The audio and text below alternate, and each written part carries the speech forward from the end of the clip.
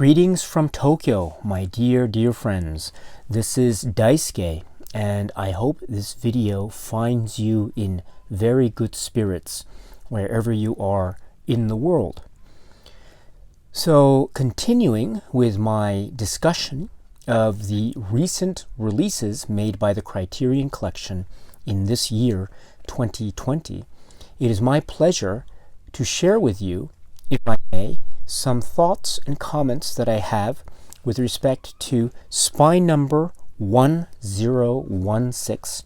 This is a film from 1958, and it is the second feature film which is included in the set of 3 Fantastic Journeys by Karel Zeman.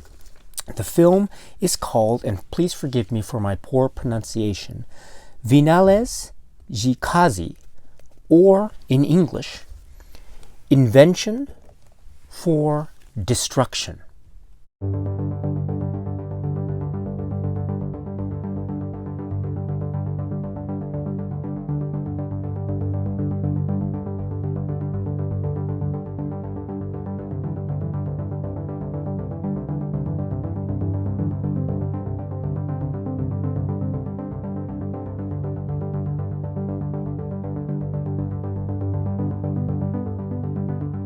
The film Invention for Destruction is included in this set, 3 Fantastic Journeys by Karel Zeman.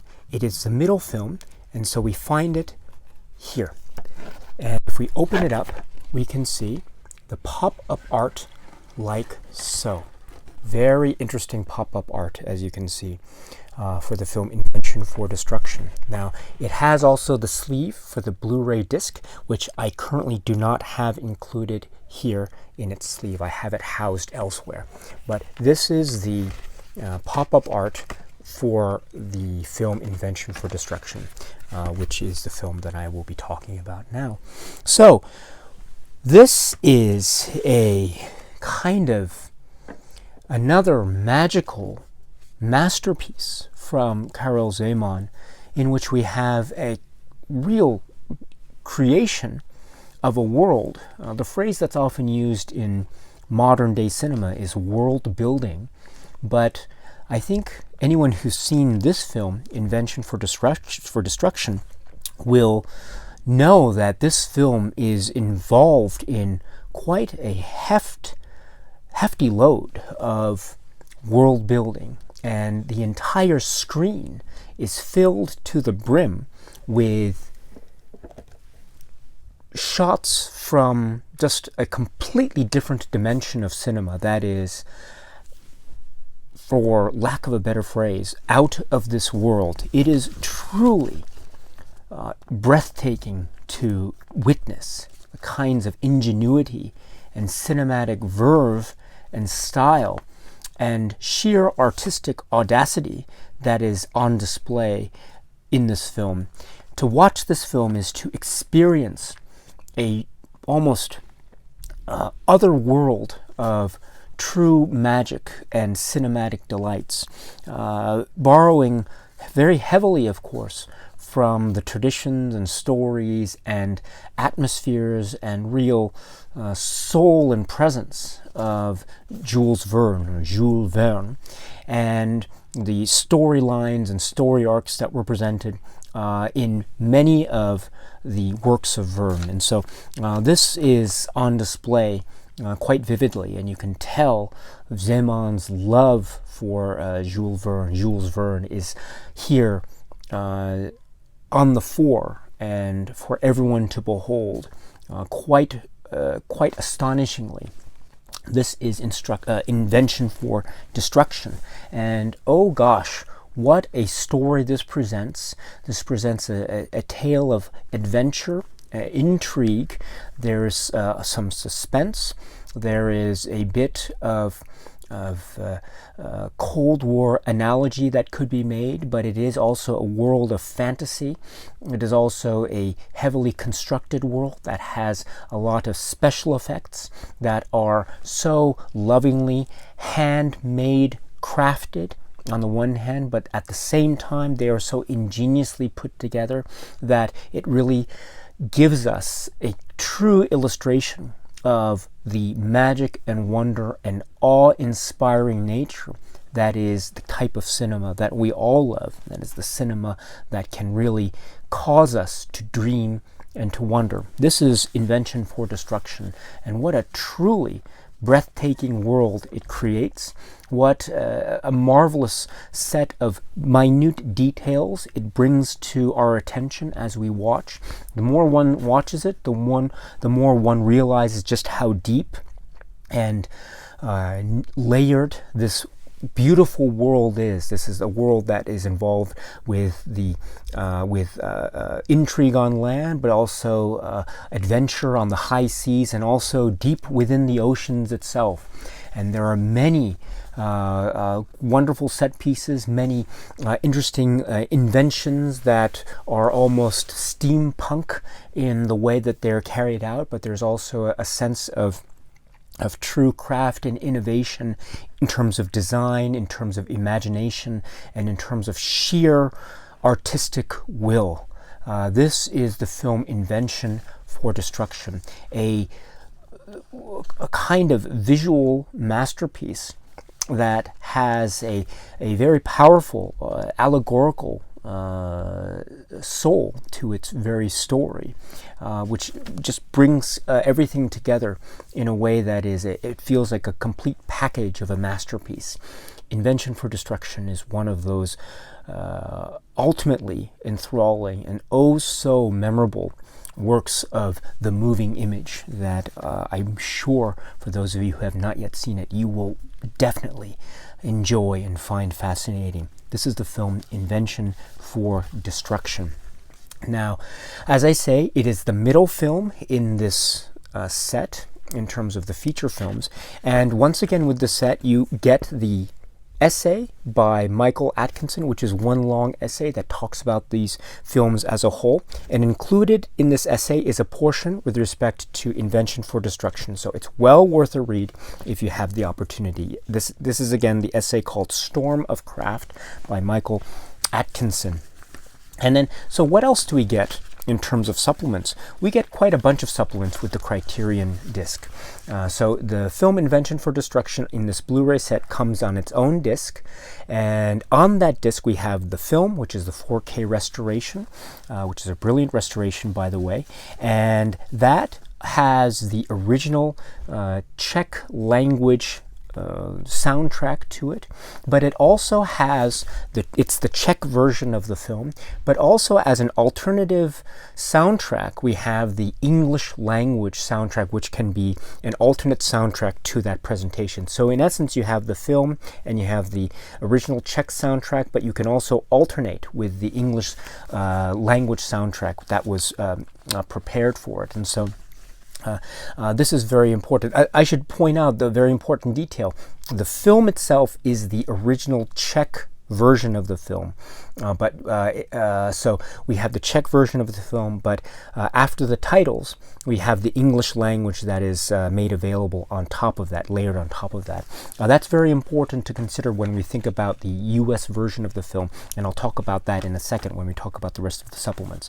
But this is of course great to have, especially when we realize that this film was made available in English.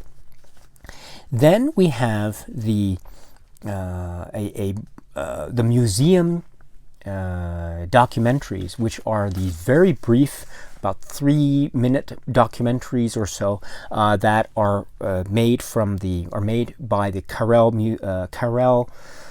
Zeman Museum.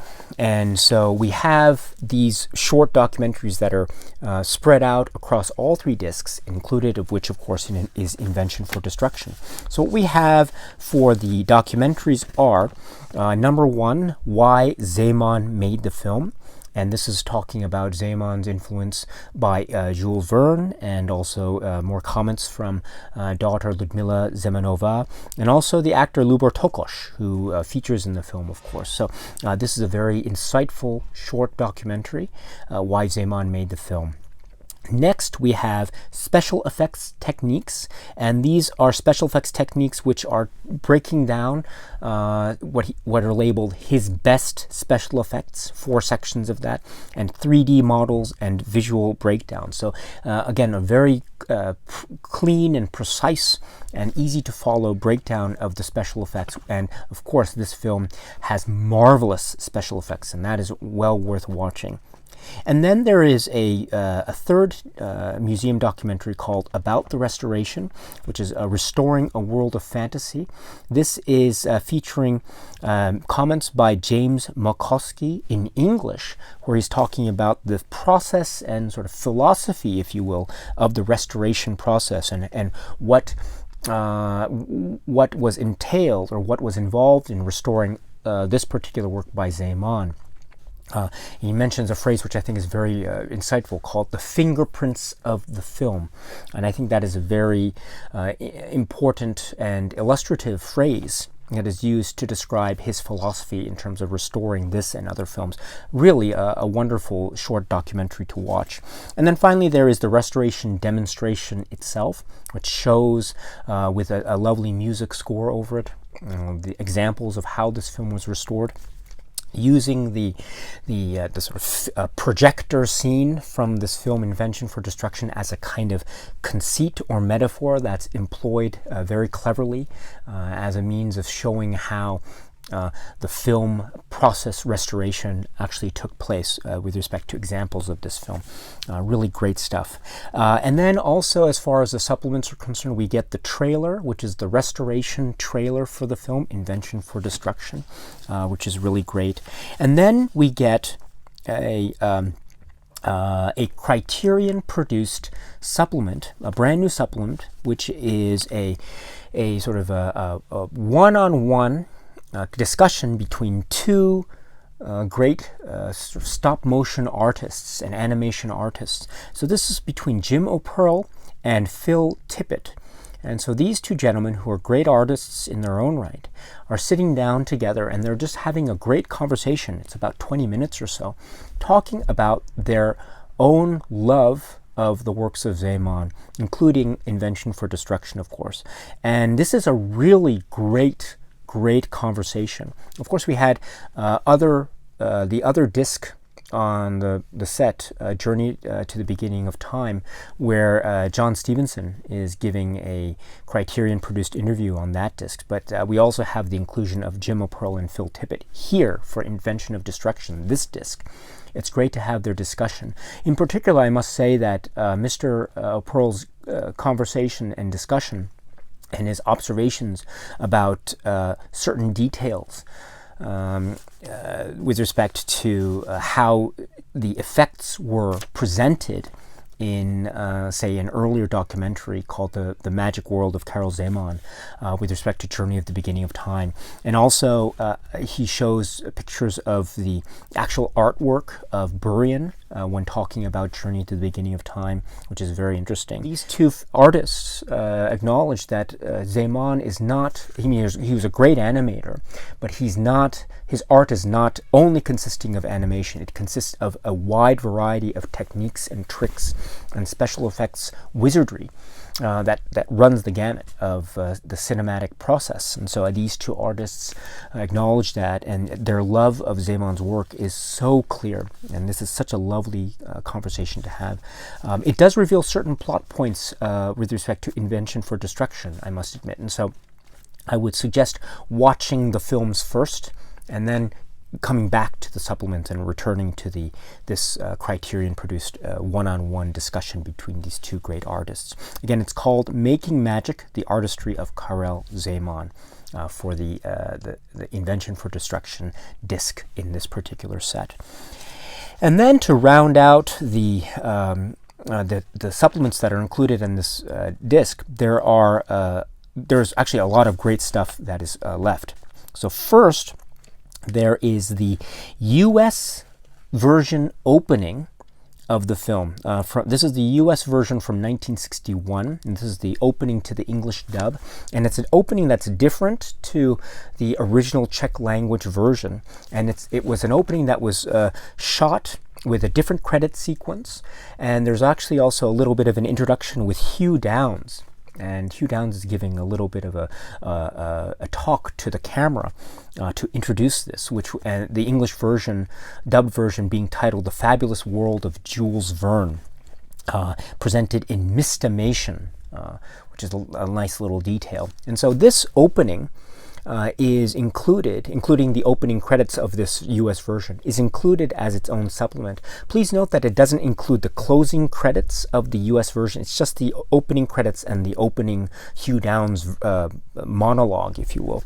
But it's very good to have because, again, it just shows how what the differences are, or the potential differences are in terms of the US opening. And then, of course, we have as the main feature of this disc the actual film itself, Invention for Destruction, which is the original Czech version with the Czech version's original opening titles, etc., which is very different from the US version. So you have the Czech version with the Czech opening titles and the opening, but then it goes into the film, and as I said, you can switch the audio soundtrack to the English, so you can get the Czech version with the English soundtrack. But if you really want to get a sense of what the US version was in 1961, which was given the title A Fabulous World of Jules Verne, you need to watch the US opening, which is the US opening, and then which is its own separate supplement. And then when you finish that, you can go into the film itself, and then you can watch the film imagining how it would have opened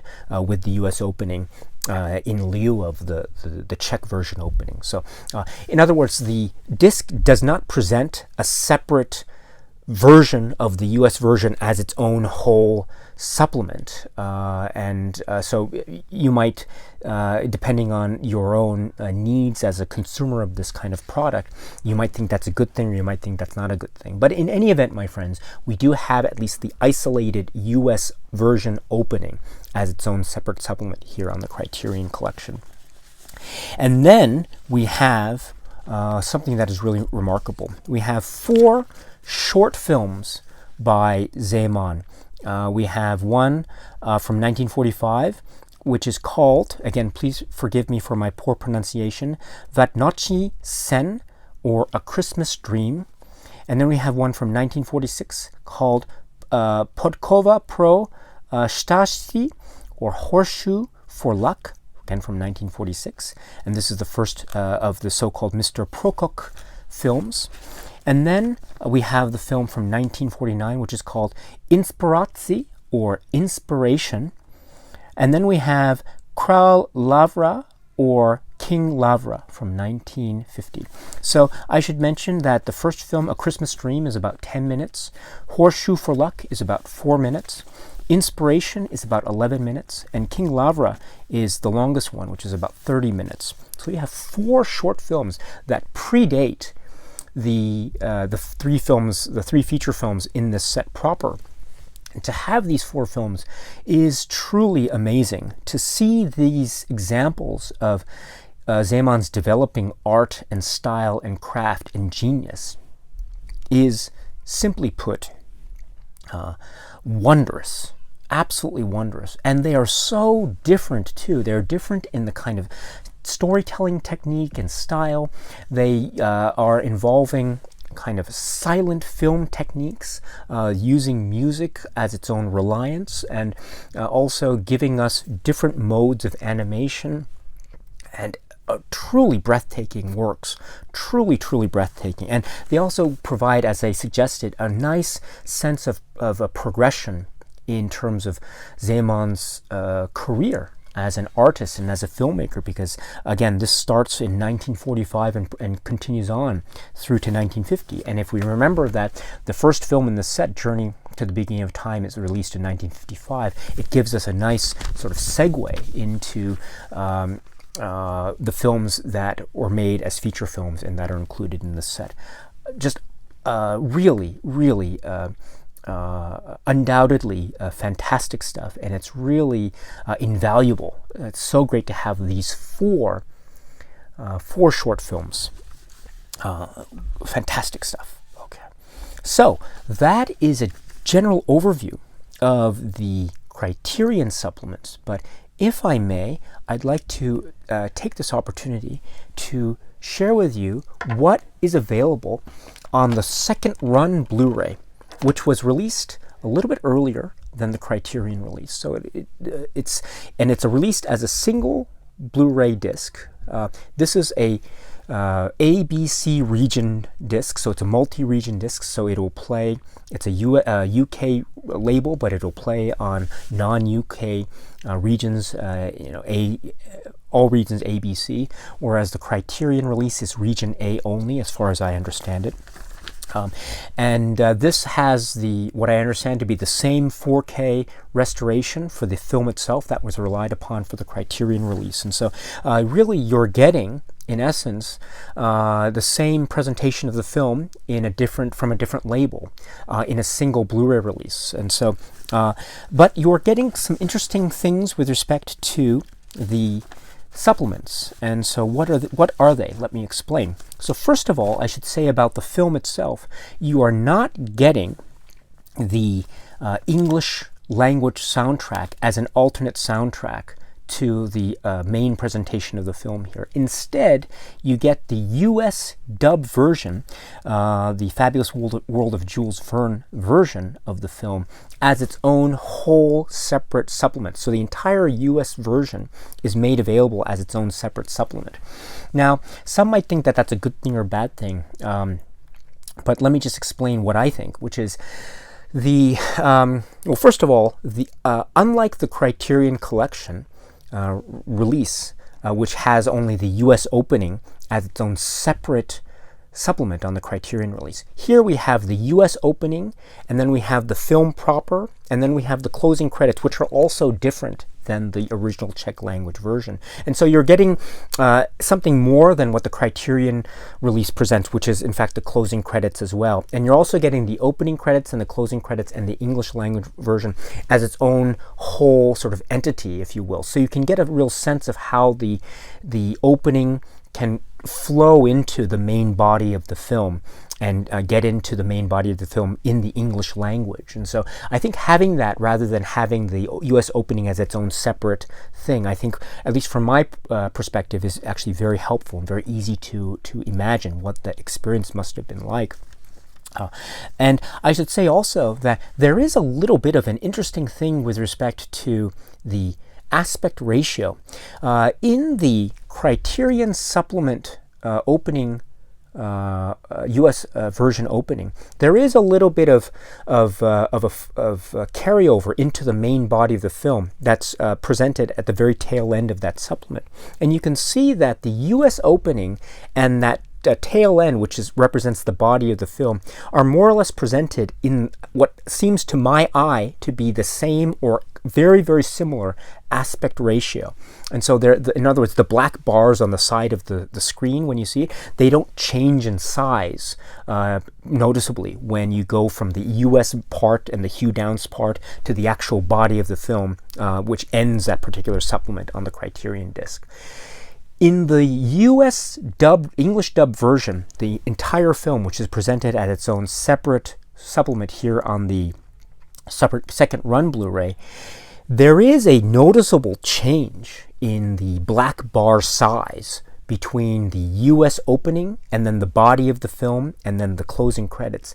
It's almost like the US opening version has a wider black bars on the side than the actual body of the film itself. Now, from my eye, it looks like the body of the film that is used for the US version supplement for the second run Blu-ray, it appears to be, to my eye anyway, to be the same as the digital restoration that's used for the main presentation of the film in the original Czech language. And so what might have happened, I'm not sure, I'm just guessing, is that the US version, the source that was relied upon for making this presentation, might have had a different aspect ratio. I'm not sure. But in any event, the way it's presented, it's very obviously that the black bar size changes from the original, from the US opening to the actual main body of the film. And actually the original, the US opening section has a bit of, you can actually see the outline of the screen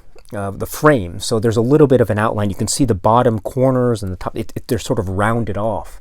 And there's a little bit of a black line around the frame itself, where that doesn't quite exist in the Criterion Collection's supplement. So my sense is that the Criterion Collection supplement might have cropped the image just a tad. I'm not sure. That's my guess. In other words, where you could see the visible black border with the second run US version opening, you don't necessarily see that black border surrounding the frame in the Criterion opening, at least to my eye anyway. So maybe it was cropped just a tad to account for that black line border being there here or not being necessarily visible here, if you know what I mean. And so you don't necessarily get any sense of real cropped image loss in terms of eyeing it. You could, but again, it's not anything perceptible from my opinion. Although it is noticeable that the black bars do change when you go and watch the U.S. Language version that's included as the whole film as a supplement. And so that's an interesting little thing. I don't want to suggest that the Criterion U.S. opening is in any way an inferior cropped version in terms of its aspect ratio, but it is something to keep in mind in terms of a very slight change or something that is slightly perceptibly different in terms of how the U.S. opening materials are presented in the Criterion Collection version versus how they seem to be presented here in the second run version. Plus, in the second run version, you do get the closing credits, which you don't get in the Criterion release, as far as I can tell anyway. So there is that. And then with the second run Blu-ray, you get also an interview with John Stevenson. And you don't get this interview with John Stevenson on the Invention for Destruction disc for the Criterion release. John Stevenson was actually interviewed for the interview that occurs on the Criterion's Journey to the Beginning of Time disc, but that was its own Criterion produced supplement. This interview on the second run Blu-ray is also a second run produced interview as far as I can tell. And once again, John Stevenson's comments on Zeman and on Invention for Destruction are just so on point, really wonderful to listen to. He is so articulate and really he's a great artist and admirer of Zeman's work, and he's so humble and so in awe of the artistry that's at work. And so it's wonderful to have this John Stevenson appreciation of Zeman's work, which is included again on the second run Blu-ray, but not necessarily on the Criterion disc for Invention for Destruction. At the same time, however, of course, the Criterion disc has the James O'Pearl and Phil Tippett discussion, whereas the second run Blu-ray does not have that kind of discussion. Okay. Then we have the Karel Zeman short museum documentaries that appeared on the Criterion disc. Well, they appear on this disc as well. So we have why Zeman made the film, special effects techniques, about the restoration, and then the restoration demonstration, and then the trailer for the restoration. So you actually also get the trailer as well. Plus, there is on this disc a promo for the Karel Zeman Museum.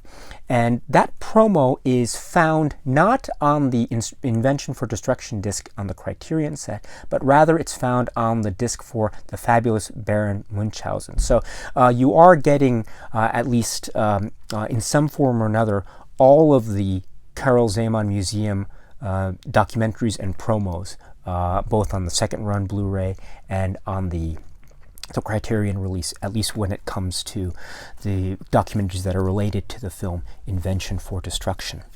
Okay. Next, and perhaps this is something that's also very important, the second run Blu-ray includes 2 of Zeman's short films.